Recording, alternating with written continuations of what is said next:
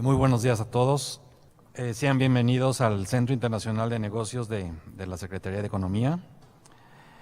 Este cuarto módulo de la sexta sesión del seminario correspondiente al tema de comercio transfronterizo de servicios y entrada temporal de personas de negocios. El día de hoy nos acompaña Guillermo Malpica.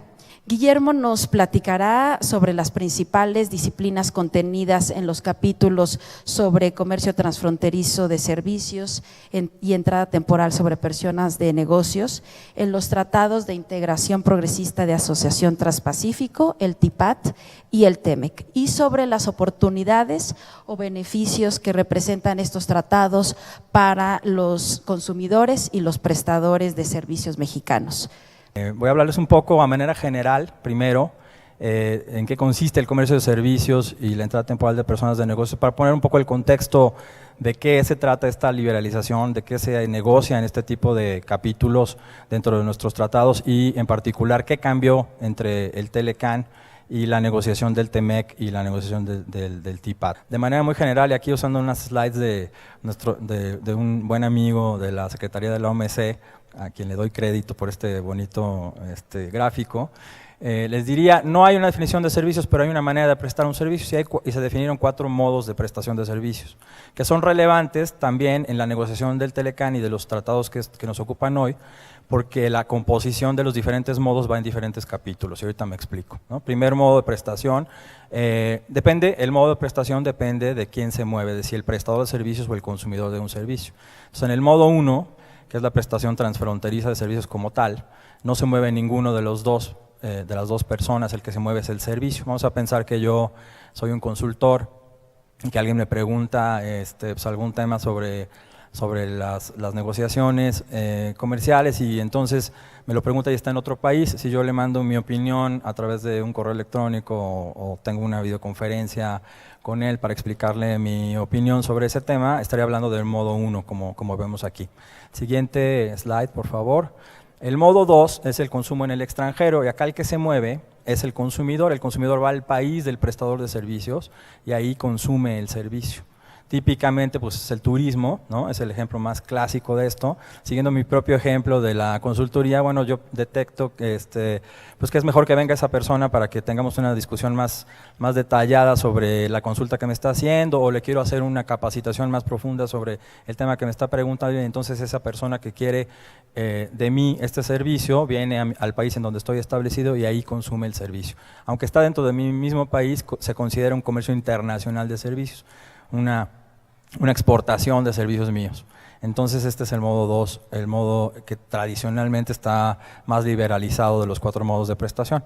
El tercer modo es en el que más barreras típicamente hay, es lo que conocemos como establecimiento o inversión, de hecho, en servicios.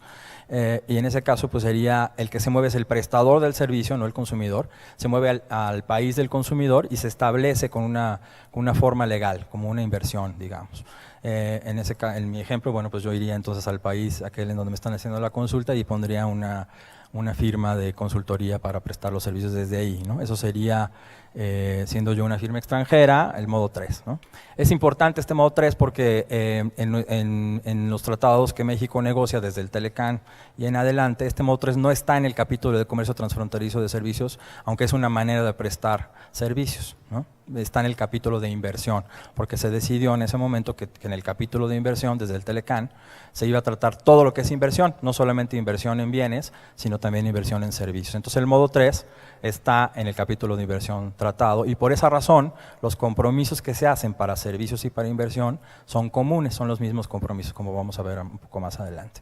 La siguiente, por favor. El cuarto modo de prestación, otra vez se mueve el prestador de servicios al país del consumidor, pero el prestador de servicios no es una persona moral, sino una persona física, quien presta el servicio, ¿no? Sería alguna persona que va al otro país de manera temporal, presta un servicio y en ese país y se regresa, ¿no? Eso también cuenta como una exportación de servicios. Como pueden ver, entonces es muy complicado medir el comercio de servicios. La siguiente, por favor. México, les decía, tiene capítulos de comercio de servicios desde el Telecán, de los 12. La siguiente, por favor, y acá, qué bueno que está Luzma porque me volé su slide y aquí le doy su crédito en el título. Básicamente tenemos, como pueden ver, México 13 tratados de libre comercio con 50 países. De todos ellos, solamente el Tratado de Libre Comercio con Israel no tiene disciplina sobre comercio de servicios.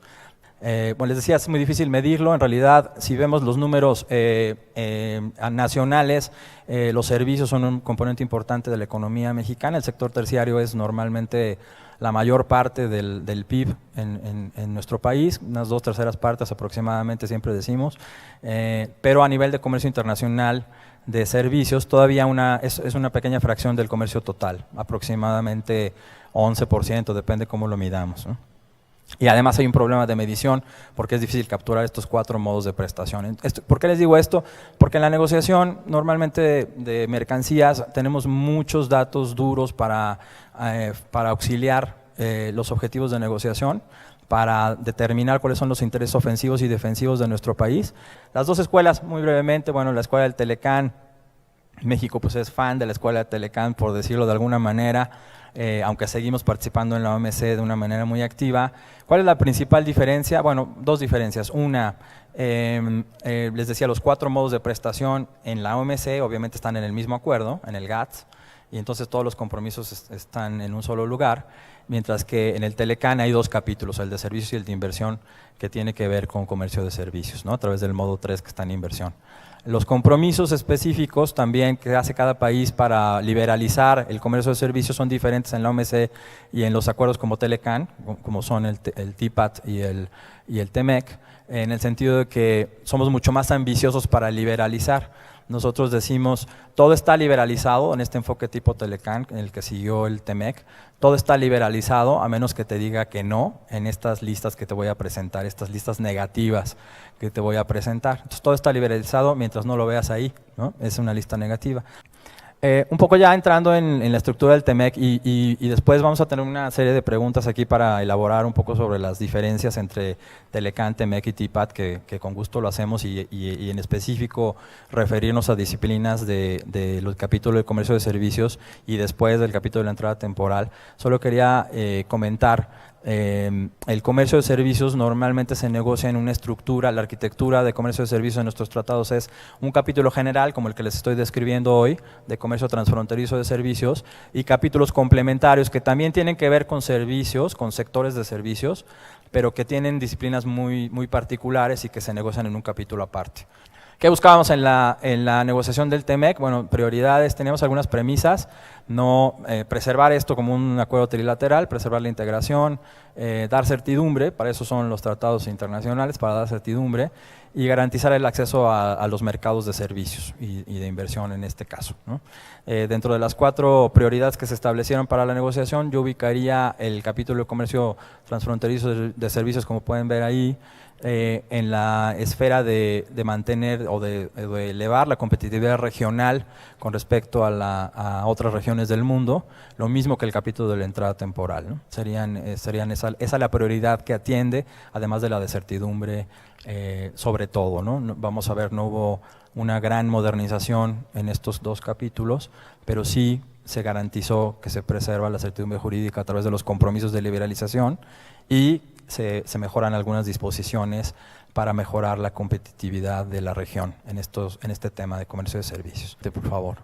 ¿Qué pasa con entrada temporal de personas de negocios? Vale la pena decir algunas cosas generales y después entramos ya en detalle a través de las preguntas, si les parece bien. El entorno de negociación fue particularmente complicado en el TEMEC sobre este tema. Y bueno, y en el TPP también, básicamente por la misma razón. En 2004 el Congreso de Estados Unidos decidió recomendar al Ejecutivo, de una manera muy convincente, no negociar disposiciones sobre entrada temporal de personas de negocios en sus tratados a partir de 2004. El texto de recomendación del Congreso más bien dice no negociar disposiciones en materia migratoria, ¿no? Pues se negocia un capítulo que ustedes verán un poco más adelante, les voy a contar un poco más de detalle de qué hay. Básicamente cubre facilitación de la entrada temporal de personas de negocios, así como dice el título. Básicamente cubren facilitación de la entrada temporal. No es migración, o sea, no cubre la estancia permanente de una persona en otro país con fines de incorporarse al mercado de trabajo de ese país de manera permanente. Tampoco incluye la entrada de cualquier persona de los países parte de un tratado, sino solamente de personas de negocios que están definidas en ese capítulo de una manera muy acotada como 4 categorías. Una de ellas es los visitantes de negocios, personas que van de manera corta a cerrar algún negocio, a hacer alguna cosa específica de negocios y se regresan. Las transferencias intracompañías, que son muy importantes en empresas, sobre todo dado el grado de integración que tiene la economía en Norteamérica, donde tenemos empresas con plantas en los 3 países. Esa movilidad a través de la categoría de transferencias intracompañías es importante. Una categoría de comerciantes inversionistas y una categoría de profesionistas que ya les comenté, las famosas visas NAFTA, como se les conoce coloquialmente, o las visas TN, en el caso, que como lo dice la ley de Estados Unidos. Estas son las categorías que pueden tener estas medidas de facilitación a través del capítulo de entrada temporal. ¿Cuáles son los beneficios principales? Bueno, los países no pueden imponer contingentes numéricos, cuotas, a las visas dadas bajo esas 4 categorías. Durante 10 años México tuvo un tope, por ejemplo, en el número de profesionistas que podían entrar bajo la categoría de profesionistas del Telecán. Ese tope se eliminó a los 10 años de entrada en vigor del tratado del Telecán. Entonces ahora el TEMEC ya no tiene ese tope porque venció el periodo de gracia que había para ese tope por parte de la legislación de Estados Unidos. Era de 5.500 profesionistas al año. Por cierto, nunca se cumplió ni por cerca ese tope. Muchas gracias, Guillermo, por esta extraordinaria introducción. ¿Nos puedes explicar cuáles son los principales cambios o modificaciones que hubo respecto del Telecán con estos 2 últimos tratados, el TEMEC y el TIPAT? El capítulo tiene mayor detalle en reglamentación nacional. Reglamentación nacional es todo aquello que tiene que ver con los procedimientos o los requisitos para obtener una licencia, para prestar un servicio o para obtener un título profesional, en el caso de México una cédula, o para establecer estándares, ¿no? Para establecer normas técnicas en materia de servicios. Estos capítulos sobre comercio transfronterizo incluyen una serie de disposiciones y principios como trato nacional, trato de nación más favorecida, presencia local, acceso a mercados. Y ¿nos puedes explicar en qué consisten estos principios y sobre todo cómo se traducen estos principios en beneficios para los prestadores de servicios? Sí, básicamente en el Telecán teníamos 3 principios de liberalización, como les llamamos: trato nacional, trato de nación más favorecida y presencia local no obligatoria, ¿no? Trato nacional y trato de nación más favorecida vienen del mundo de los bienes, básicamente se refieren a la no discriminación. El beneficio para los prestadores de servicios es justamente eso: tratar a los prestadores de servicios extranjeros como tratamos a los prestadores de servicios nacionales, y no tratar mejor a un prestador de servicios del país A que a otro prestador de servicios del país B, ¿no? Básicamente el mismo concepto de no discriminación de bienes se traslada al mundo de los servicios a través del principio de trato nacional y trato de nación más favorecida. Y teníamos un tercer principio que se llama acceso a mercados. No tenemos presencia local en el enfoque de GATS. Tenemos acceso a los mercados, que se entiende, es un principio, no es acceso en el sentido de liberalización, sino así se llama el principio, acceso a los mercados. Y se refiere a que para prestar un servicio no pongas límites numéricos que pueden ser o no discriminatorios, es decir, pueden ser también para los nacionales o para los extranjeros, pero al final del día, al ser un límite numérico, o algunos otros ejemplos que se mencionan ahí, son una barrera a la prestación del servicio, ¿no? Por ejemplo, que no puedas tener más de cierto número de prestadores de servicios en el país, es decir, que cuando ya hay suficientes licencias de ese tipo de servicios ya no haya nuevas licencias, ¿no? Eso es una barrera a acceso a mercados, o que limites el número de no de prestadores, sino del valor de los servicios que se prestan en un país, ¿no? El valor total de los servicios, o que pongas una prueba de necesidad económica, que ese es otro concepto, que es básicamente que tengas que justificar para que haya una nueva licencia de cierto servicio, tengas que justificar cuál es el impacto económico de eso en los empleos, ¿no? Por ejemplo, o que no estás afectando el empleo que ya está en el país, ¿no? Esas pruebas de necesidad económica son son muy sutiles en la legislación de los países y había que atacarlas porque son una barrera al comercio internacional de servicios. Al principio de tu presentación también hablabas sobre las listas negativas, las listas positivas, los enfoques que ha tenido México y sobre los compromisos de liberalización y aquellas excepciones a través de estas listas a los compromisos de liberalización que tenemos en estos tratados.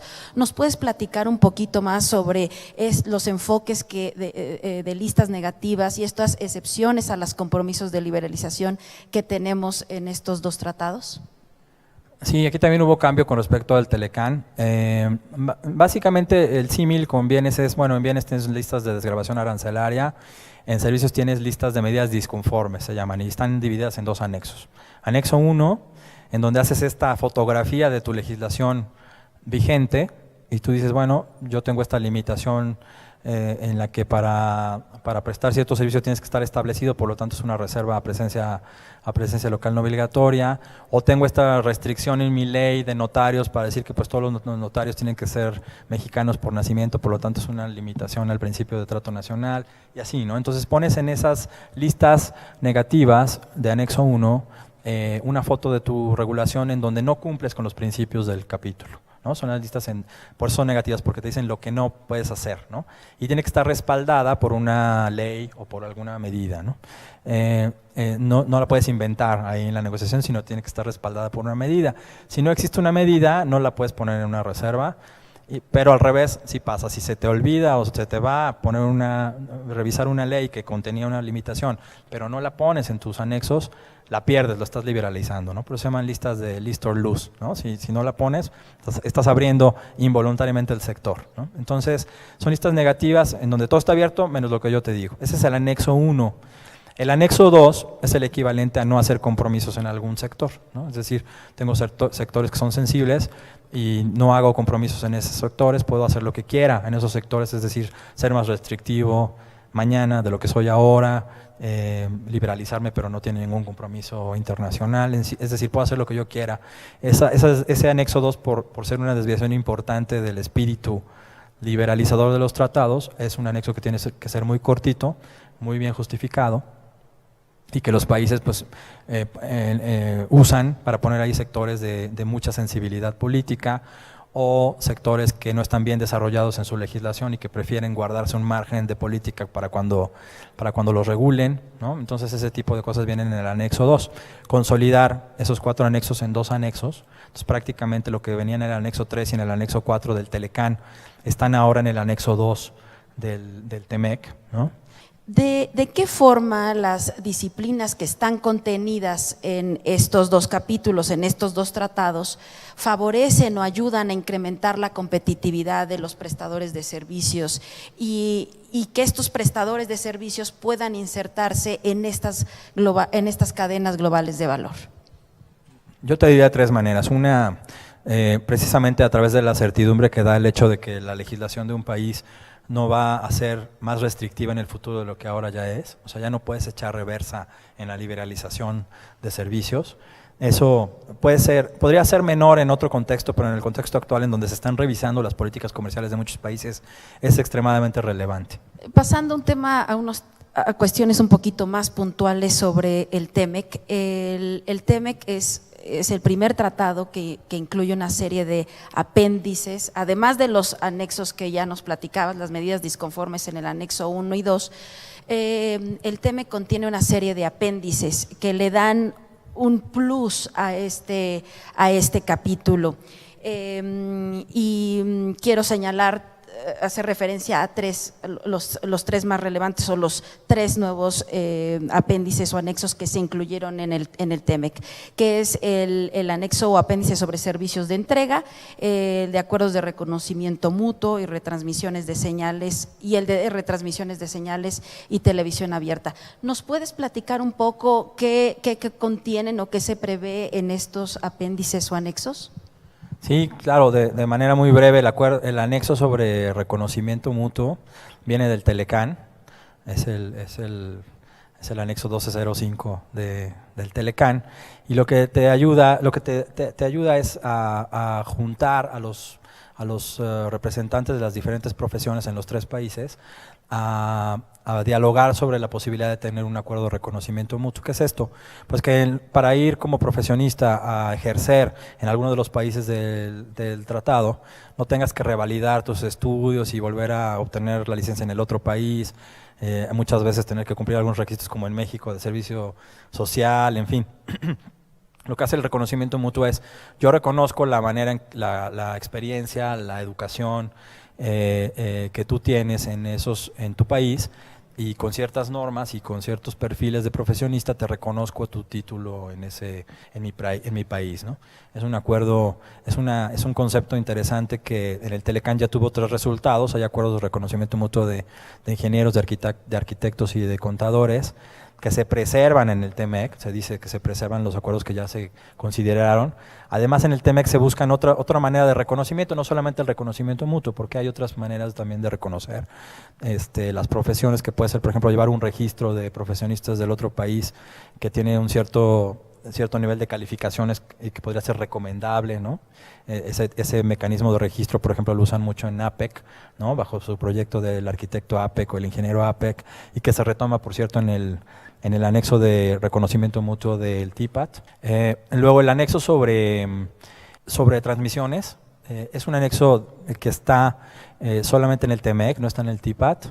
Es un anexo que solamente aplica entre Estados Unidos y Canadá, y se refiere a un problema muy, muy concreto que había en la frontera entre Canadá y Estados Unidos, en donde las señales de televisión abierta, de televisión no de paga, es decir, de radiodifusión, que llegaban de Estados Unidos a las partes fronterizas del territorio canadiense, a veces eran repetidas en todo el territorio canadiense o recogidas por sistemas de televisión de paga de Canadá, ¿no? Entonces Estados Unidos veía con preocupación como una posible violación a sus derechos de propiedad intelectual y algunos otros intereses comerciales, por ejemplo en canales de ventas por televisión. Entonces hicieron un acuerdo para que Canadá cambiara sus leyes y pidiera permiso cuando hay alguna de estas prácticas al portador del derecho de propiedad intelectual, básicamente, ¿no? Y el tercer anexo que tú comentabas, que era el de servicios de entrega express o Express Delivery Services, que luego ya se llamó simplemente Delivery Services, es un anexo que se intentó también otra vez proponer en la modernización de los compromisos en la OMC, en TISA. Finalmente lo proponen en TPP, Estados Unidos lo propone en TPP, y cuando Estados Unidos se sale de TPP es una de las disposiciones que se quita, entonces no hay anexo de servicios de entrega express en TIPAT, pero sí en TEMEC, ¿no? Porque es un interés claro de Estados Unidos.